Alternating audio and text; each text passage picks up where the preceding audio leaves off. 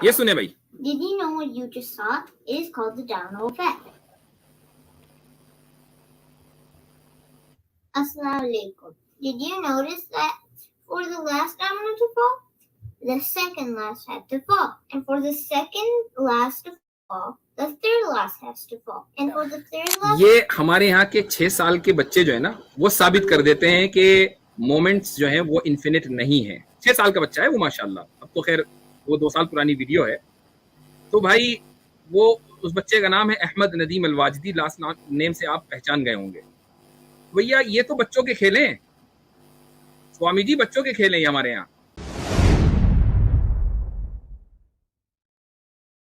प्रेम स्वामी। मुफ्ती साहब, आपको मेरा नमस्कार। क्योंकि आप इंडिया से ताल्लुक़ रखते हैं तो हमारी कॉमन भाषा में नमस्कार ही कहते हैं। आदाब। तो क्या हाल चाल है? जी जी बढ़िया। मैं नहीं मानता कि कोई हमारा क्रिएटर है, ठीक है ना, क्योंकि हम एक जिंदा चीज़ है, हम कोई प्रोडक्ट नहीं है। जैसे कोई मोबाइल है, उसका कोई प्रोड्यूसर होता है, मैन्युफैक्चरर होता है। हम एक जिंदा चीज़ हैं जो एक एटम से शुरुआत करते हैं और उसका अरबों गुना बड़ा होके हम दुनिया में घूमते हैं, मर जाते हैं, हमारा शरीर फिर मिट्टी मिट्टी होके ख़त्म हो जाता है, ठीक है ना। तो मुझे इसमें कोई क्रिएशन जैसी चीज़ लगती नहीं है। इवैल्यूएशन हुआ या आपका दावा हुआ, दलील क्या है? आगे सुनिए जी। दूसरी चीज़, दुनिया में इस पूरी कायनात में जिसको हम ब्रह्मांड कहते हैं और जिसको यूनिवर्स कहते हैं, उसमें मैटर है, एनर्जी है, स्पेस है। इसमें खुदा कहाँ से आ गया? वो तो चौथी चीज होगी। पूछ रहा हूँ कि आपने ये कहा कि मैं नहीं मानता कि हम लोगों को तख्लीक किया गया, पैदा किया गया है, चूंकि हम जिंदा हैं। इस पर दिखता ही नहीं कुछ क्रिएशन जैसा। सुन लीजिए, ये आपका मानना यानी आपका दावा है, इस पर दलील क्या है? आपके सामने है, मैटर है, एनर्जी है, स्पेस है, चौथी चीज कुछ भी नहीं है। ये मैटर और स्पेस, ये दलील नहीं है भाई, ये भी दावा ही हो गया। दलील क्या है? मैं पूछ, आप दलील समझते हैं? दलील किसे? सुनिए, मैटर और एनर्जी के बीच में जो रिएक्शन होता है, मैटर और एनर्जी के बीच में रिएक्शन होता है तो चीजें बनती हैं, क्योंकि हर मैटर के अंदर एनर्जी है। वो एनर्जी ही उसी चीज को एवेल्युएट करती है, उसका रूप बदलती है, उसका सिस्टम बदलती है। जैसे आप देखिए कि तांबा, उसके जो एटम है वही एटम से गोल्ड भी बनता है, उन्हीं एटम से। मैं आपसे सिंपल ये सवाल कर रहा हूँ, आप तांबे और गोल्ड पे चले गए। मैं सिंपल आपसे सवाल कर रहा हूँ कि हम लिविंग तांबा गोल्ड इसलिए कर रहा हूँ कि वो चीजें हमारे भीतर है मौजूद ना। मैं आपसे ये सवाल कर रहा हूँ कि हम लोग लिविंग हैं, इसमें कोई इख्तिलाफ नहीं है, मैं और आप दोनों सेम पेज पर हैं। लेकिन लिविंग चीज का क्रिएशन नहीं हो सकता, इस पर क्या दलील है? क्योंकि हम मैटर हैं, हम एनर्जी हैं, इसलिए हमारा क्रिएशन नहीं हो सकता। मैटर और एनर्जी का क्रिएशन नहीं हो सकता, इस पर क्या दलील है? नहीं, इस पर कोई दलील हो ही नहीं सकती। क्यों नहीं हो सकती? क्यों? क्योंकि ये इन्फिनाइट है, ये हमेशा से है। इस पे क्या दलील है? यानी दावा हो सकता है, दलील नहीं हो सकती। बहुत अभी आप हर चीज का दलील जाएंगे। सुनिए, मैटर और एनर्जी, क्या दलील है? मुफ्ती साहब, अगर आप हर चीज का दलील पूछते जाएंगे तो हम एंडलेस दलीलों के जवाब देने पड़ेंगे। ये क्या बात हुई भाई? यानी आप दावा आके कर लें और बगैर दलील के कहे कि नहीं इसमें कोई दलील नहीं है। अब तो क्रिएशन का आपके पास क्या दलील है कि क्रिएशन क्या है? आप इतने बड़े मसले को लेकर बैठे हैं, ये कोई छोटा मसला नहीं है, ये बहुत बड़ा मसला है। ये बहुत बड़ा मसला है कि एक इंसान को आप ये दावा कर रहे हैं कि कभी क्रिएट नहीं किया गया, इतने बड़े मसले को कि तो हम प्रोडक्ट नहीं है ना, जो सारे मसलों की जड़ है, सारी दुनिया के मसलों की जड़ है ये मसला, उस पर आप देखिए प्रोडक्ट, या तो कहिए कि खुदा मैन्युफैक्चरर है वो चीजें। मैं कुछ नहीं कहता, मैं तो आपके दावे को ही लेकर चल रहा हूँ। मुझे ये बताइए इस पर दलील क्या है? मैं कुछ नहीं कह रहा हूँ, समझ लीजिए मैंने कुछ नहीं कहा, मैं एक न्यूट्रल बंदा हूँ।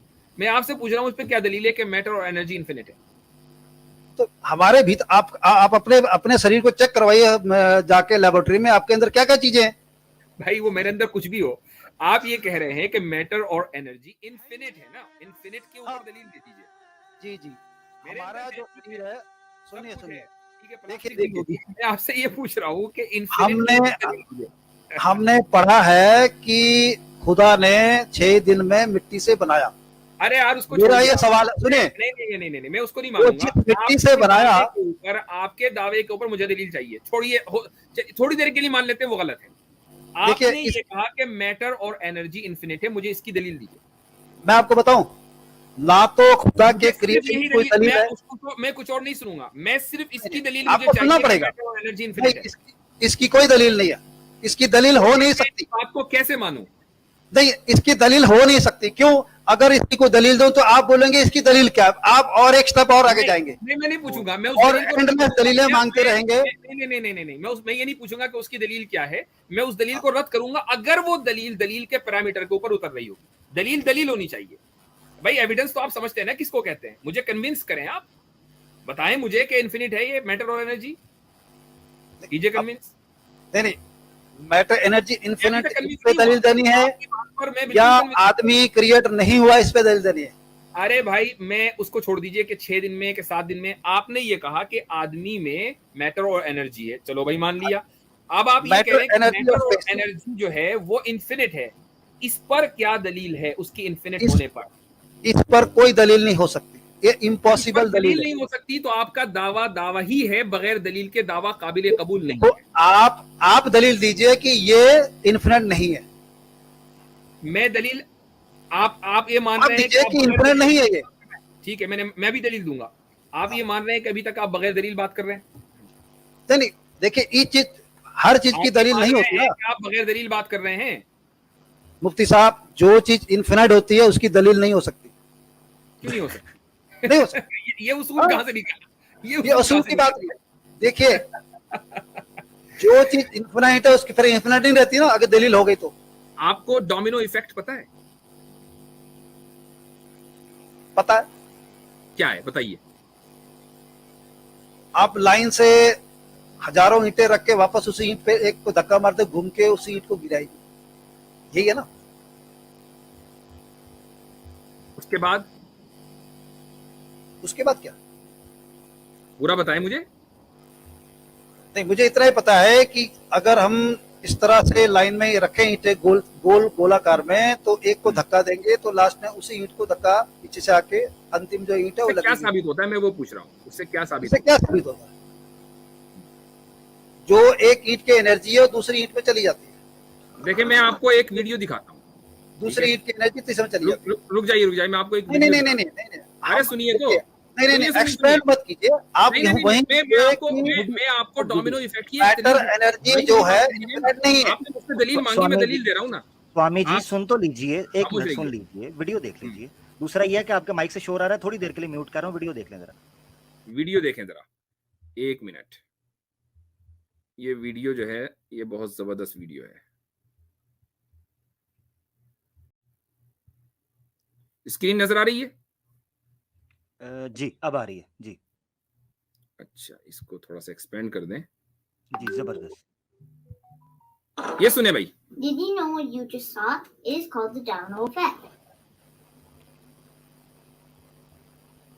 Assalamu alaikum. Did you notice that for the last domino to fall, the second last had to fall, and for the second last to fall, the third last has to fall, and for the third last to fall, the fourth last has to fall, and for all to fall, the first one has to fall. Now consider these moments of time. For this moment to come, the last moment has to be over, and for the last moment to come, the previous moment has to be over, and for all of these moments to come, the first moment has to be there. Suppose if we have infinite dominoes, there will not be any first domino and there will not be any last domino. Likewise, if we have infinite moments, there will not be any first moment, and as a result, there will not be any current moment.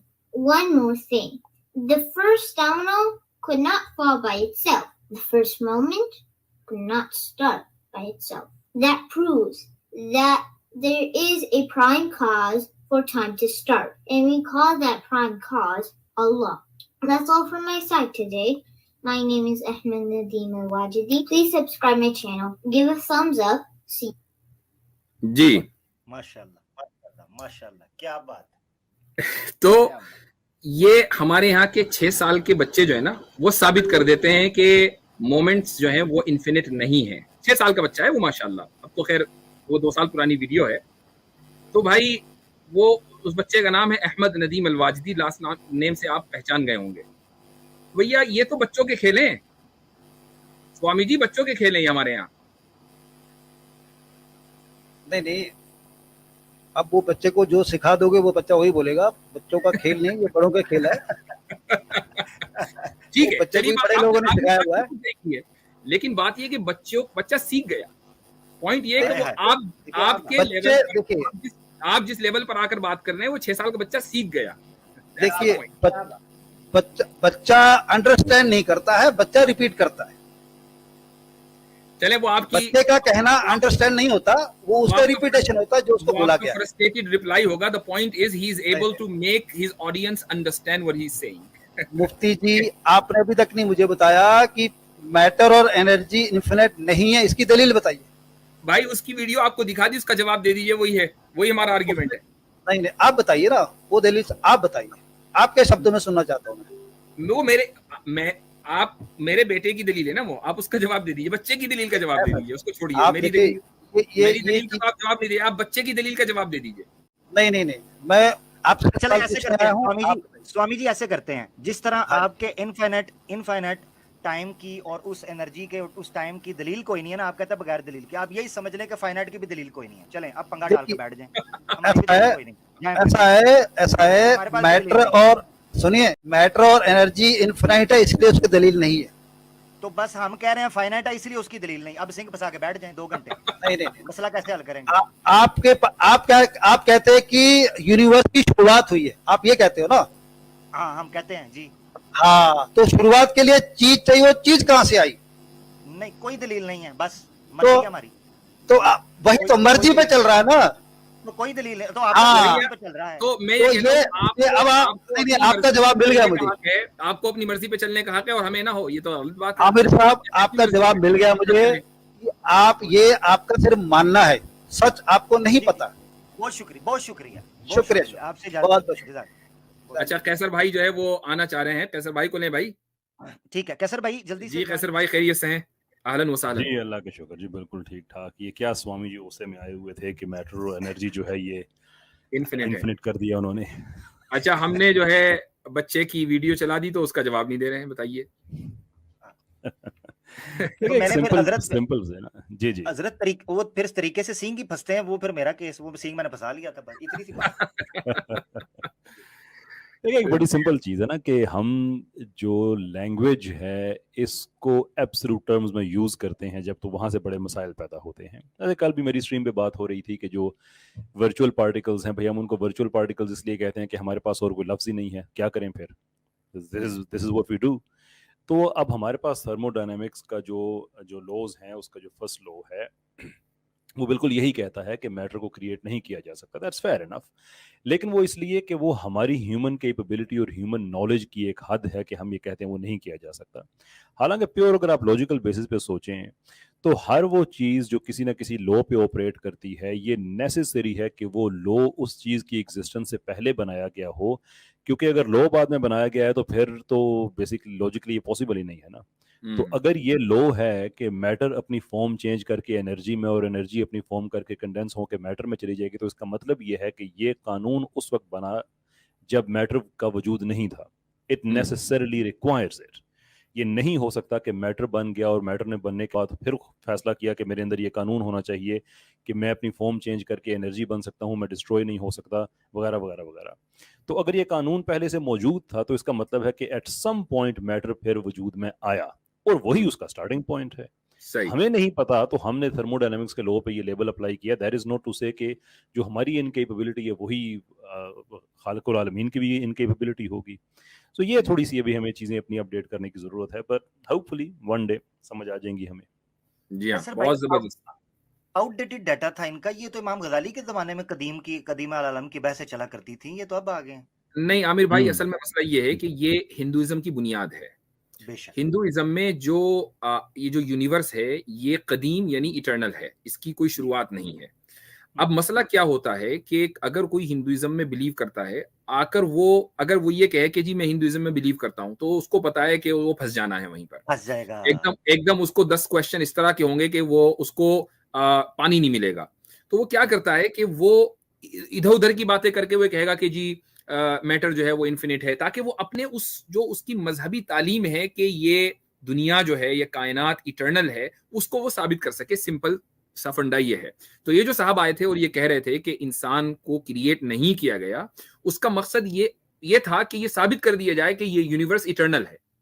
जबरदस्त। अच्छा हजरत, आपके तो इल्म में होगा कि ये हुदूसे वेद यानी कदीमे वेद के भी कायल हैं कि वेद जी हाँ, भी जी हाँ, के भी कायल बिल्कुल। वेद के उसके कदीम होने के हैं। कायल हैं, बिल्कुल सही। जी हाँ।